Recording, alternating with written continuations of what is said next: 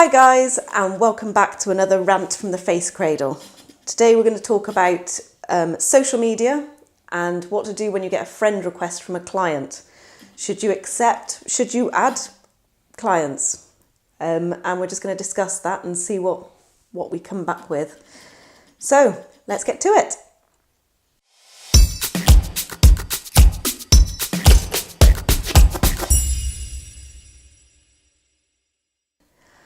Hi guys, it's Sinead here. And Krzys. And welcome back to another issue of Rants from the Face Cradle. We were talking earlier about social media and friend requests and what to do when you get a friend's request from a client. How close do you get to your clients, outside of the massage room? Should we be adding our clients, or what to do when they add us? So, what do you think? Any thoughts? Oh, a lot. I'm always full of thoughts, ideas. Well, especially with me, it's a little bit different because another thing. I'm a mobile massage therapist. I'm going to people's lives. I'm going to people's houses. So many times I'm becoming part of their family. And it's been many times I've just been treating the whole family, so we just, sometimes I have one family, when they just, all of them are there. So I'm just massaging one person and we just have everyone have a chat about everything, which is, kind of great. So in my opinion, depends. Everything depends. What's required and how professional do you want to be? The same like how what do you do on your social media? If you have something you don't want to share with the clients and thinking it's not professional or just don't want to get them into your life, that's fine. But I many times talked with the clients about my family, their family, so we share stuff, and many times I don't have nothing to hide. Some of them clients I won't add it as a friends because I'm not that close with them. But some of the clients we become really, really good friends, and they as a part of today's world they join social media and they add me and we added each other, and till then we just it's great communication and great part of being friends. Yeah, I mean, I was going to say, I must admit, when I started doing massage therapy, I was a bit dubious about whether to add any of my clients. Well, when my clients added me. So I haven't ever added a client because I always feel it's up to them to do the adding. That's because it can be a bit. Well, I mean, it depends. When you've been seeing a client for a long time and you become friends, that's different. But after the first sort of couple of sessions, sometimes clients, I think it's a younger sort of generation as well. They tend to, anybody they meet adds on Facebook. It's just like, oh yeah, I've met you once, I'll add you on Facebook. So I was a bit dubious to begin with, but a lot of that I think stems from when I set up as a massage therapist, how I would price for my friends. Because to begin with anyway, I was very much, well, they're my friends, I don't want to charge them. And it was a bit of a learning curve before I did set up like mates rates. And then I always worry that if I become friends with my clients, should they then go on to mates rates, and how close friends are they? And all these, so many different scenarios running around in my head. And what was the best option? But I mean, I've relaxed quite a bit since then. And like I said, if a client adds me, then that's fine. I will accept. Because a lot of the time, if I've come across them on social media through mutual friends or something, I've invited them to like my massage page, which is, that's fine. Or some of my clients like my page and they're not, a friend of mine on Facebook, but that's okay. But I find it's quite nice. Actually, some of them, I've got obviously a couple of my favourites, and it's quite nice when I turn up and they have something to say, like, oh, I seen you were on holiday last week, or, you know, I seen you were out doing something, and they are quite excited to be part of your life as well. But it's also quite nice to see sometimes what they've been up to, you know, so you can say, you know, oh, I seen, you know, your new puppy or something, you know, that's been posted. Because people do put a lot of their lives on there, and it's quite an honour really for them to add you into that. But I think it's quite difficult sometimes to know whether you should be adding them or not. I think it depends on an individual sort of basis. In the same, like exactly in the beginning, I didn't add anyone, but when I got more confident and actually got really relationship with the clients in a really good friends level, then I you know, and when they add me, the same exactly as you said. I never add them. It's always when they add me, I kind of then decide, okay, I like them. I want them to be part, you know, of my friends, and so I do. But otherwise, yeah, it just depends how you want to run your business. How do you want to, you know, do you want to separate yourself, your professional, you know, work, or, you know, and just don't do it.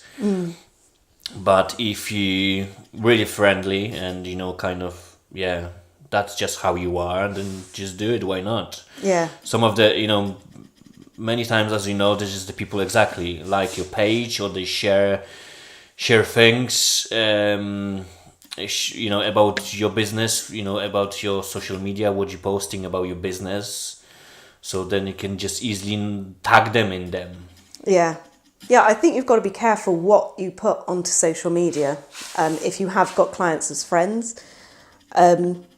For example, when I hit 40, I did a boudoir photo shoot, which was a personal thing for me, but I was really proud that I was able, you know, it was quite an achievement for me.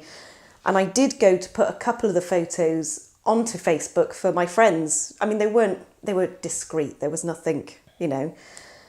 But as I went to do it, I realised that some of my clients were friends, and I just worried it would give off the wrong impression, if you know what I mean. So you kind of, it makes you more aware. And you have to be we have to be careful, you know. The clients you are friends with, they you know, that's why you add them to your social media, so they become part of your life, part of, you know, the way how you really are. You know, because I have some of the clients which, you know, are, you know, completely professional and polite, or, you know, acting really, you know, what's the word? Acting. I don't know, you or them? No, me. Acting just, you know, not as I would with around friends. And there's just some of the clients which we just, you know, banter, we laugh, we sing, we swear, we just talk about anything. And I wouldn't act like that with the other clients. Yeah. So, you know, just have to, you know, be worried what's, you know, how do you want to show yourself to the clients? Because, you know, some people care about their reputation, how they are. Like, you know, I'm authentic. It's just me. Everyone knows me. You're quite an open book. I'm quite open book, and we laugh and I joke. Not always funny. No. But, you know, that's who I am, and and that's all right. I get friendly with clients. I go for the beer with clients. You know, some of them we meet for the dinner. Yeah. I have really good clients. We just end up having very passionate about food, and he, you know, send me recipes. I send him recipes. We cook dinner sometimes for each other. Invite, you know. So it just depends what, you know, how you want to be, but then just, you know, don't think that you have to be like that. If you want to keep your private life, you know, some people don't want to share your kids' photos or don't want to share their life with them and just want to be professional. And that's completely fine. I really understand that, because just to kind of give you separation of your business, of what you do. However, I do believe that by showing your clients that you are not only the therapist, that you are a human, that you have a hobbies, that you do this, that you have a passion, that you have other things, makes you a better therapist to go to. You know, because It can make you more approachable. make you more approachable, yeah. Because some of the people just don't care and they just coming, have a session and don't want to know, they don't want to talk about anything, they're just keeping quiet. And you have some of the clients which are just really, really chatty. And you just end up just talk through the whole session. Yeah, and I think you're right as well. Each client is different. So, like you say, some of your clients, it might be, well, I can't imagine any of yours being quiet, but... They are. Whereas some, you might have a laugh and a joke throughout the session, and then others would be more, peaceful and just letting the client do their own thing if they're more reserved and they don't want to get involved in a conversation or... Yeah, so every client's different. Yeah, just have a common sense. Obviously, don't add everyone and anyone. There's lots of, we live in that kind of world and the kind of industry. There's lots of weirdos and people. So just, simple common sense. Don't add everyone. But don't be afraid to become friends with clients. Yeah. Just to friend them or kind of find their hobbies or kind of suggest things around. Obviously, be wary what you're talking about. Because some people might be just too open, and sometimes you might end up in really weird, awkward conversations about stuff like politics, weather, and so I just be wary of the subjects you talk about, but then that's the same when you're with someone giving a treatment. And with other So it's people who just- just meet, so don't have to be client. Where you're going out and meeting people is the same situation. Yeah. Just obviously in a therapy room is a bit intimate situation and a bit grounded and connected. So yeah. But I think there's no right or wrong. It's however you feel with that client, and it's okay to say to a client, look, I seen that you requested my friendship. I'm really sorry, but as a rule, I don't have my clients as friends on my social media. And most people will be absolutely fine with that. They won't take offence. I think it needs to be mentioned Yeah. rather than just ignored. Otherwise, they feel like you're ignoring them. Or what you can do, you can, if you want, get them, you can create a massage group of your business and have those clients in the massage group and just, keep communication in the group around massage stuff and about the closest communication instead of just becoming a friends. You can just create a group on Facebook. Yeah, or like your Facebook page that you can say, be part of that and see what's happening and what you've been up to, but only as like professional basis. But I think with anything, there's no right or wrong. It's whatever feels right for you. And you could add some and not others because... That's what we do. It's fine.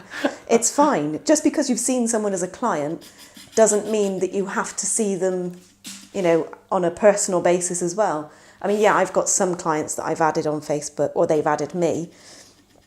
But there's others I think, what would I do if they added me?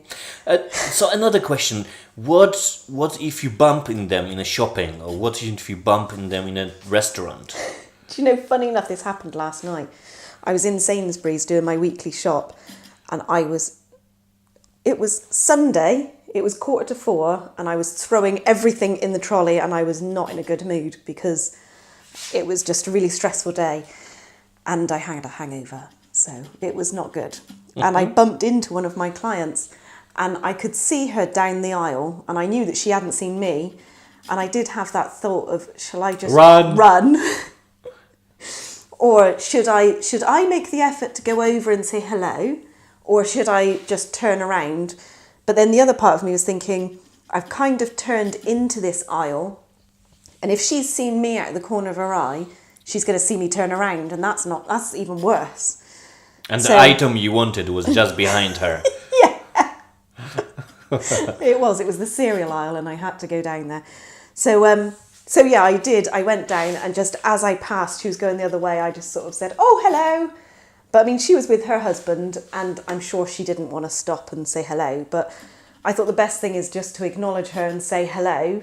And then if she wanted to stop and chat, we could. But I think it helped that the shop was shutting in like 15 minutes and everyone was doing their last minute dash. So it worked out okay. But have you bumped into anyone? Can't think of. No, I don't think so. You don't go anywhere. I don't go anywhere. I don't do any shopping. I don't. Yeah, no, don't think I did. No. I don't know what I'd do if it was like in a restaurant sort of situation. Yeah. That would be a bit awkward. Come to the table, say hi. How's your legs? I thought you said, how's your ex? No. Eggs. Legs. Oh, your legs. Not. No, not your eggs and bacon and I thought you meant like breakfast. they're eating eggs and how's your No. eggs? How? No, legs, because you had a massage session on their legs. Oh my goodness. Oh, that's brilliant. Yeah, so But yeah, it is. The thing is, from the same point of view, they might be thinking, oh, please don't come and say hello. exactly. So just wait for their reaction and see what happens. Yeah. Just I think it is always good to acknowledge them, even if it is just a nod or a sort of wave over to say hello when you've seen them. But yeah, I suppose it depends as well how friendly you are with them. But anyway, I think we've more or less covered that for today.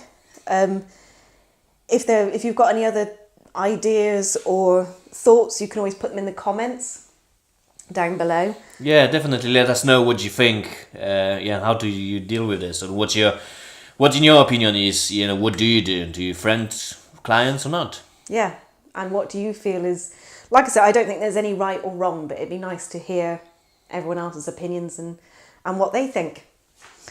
So we'll leave it there for today, and we shall be back with more rants soon. Take care. Bye bye. Bye-bye.